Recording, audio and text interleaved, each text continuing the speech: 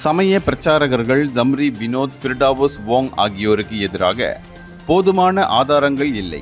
அவர்களுக்கு எதிராக நீதிமன்றத்தில் குற்றம் சாட்ட இயலாது என்று அறிவித்திருக்கும் அட்டர்னி ஜெனரல் அலுவலகத்தை முன்னாள் சட்டத்துறை அமைச்சர் டத்தோ ஜாயிட் இப்ராஹிம் சாடினார்.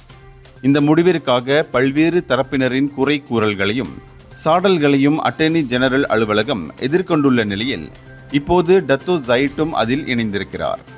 நீதியை நிலைநிறுத்துவதில் பெரிய முரண்பாடுகளை இந்த முடிவு காட்டுகிறது.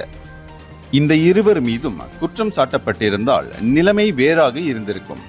ஆனால் அவர்கள் மீது குற்றம் சுமத்துவதற்கு போதுமான ஆதாரங்கள் இல்லை என்று அட்டர்னி ஜெனரல் அலுவலகம் தெரிவித்திருப்பது அதிர்ச்சி அளிக்கிறது. இந்த இருவரும் என்ன செய்திருக்கிறார்கள் என்பது மலேசியர்கள் அனைவருக்கும் நன்கு தெரியும். இந்த விவகாரம் ஒரு பிரச்சாரகர்கள் சம்பந்தப்பட்டது மட்டுமல்ல. ஆனால் சிறுபான்மையினரின் இறை நம்பிக்கை, கலாச்சாரம் ஆகியவற்றை பாதிக்கும் வகையில் அவர்களின் கருத்துகளும் விமர்சனங்களும் இருந்தன என்பதை மறுப்பதற்கில்லை. அட்டர்னி ஜெனரலின் இந்த முடிவால் சிறுபான்மையினர் அவர்களின் சமய நம்பிக்கைகளையும் கலாச்சாரங்களையும் அனுசரிப்பதில் கிடைக்கக்கூடிய சரிசமமான மரியாதை, பாதுகாப்பு அல்லது சட்ட உரிமைகள் கேள்விக்குறியாகி இருக்கிறது என்று ஜாயிட் கூறினார். இந்தியர்களின் இதய குரல் மக்களோசை.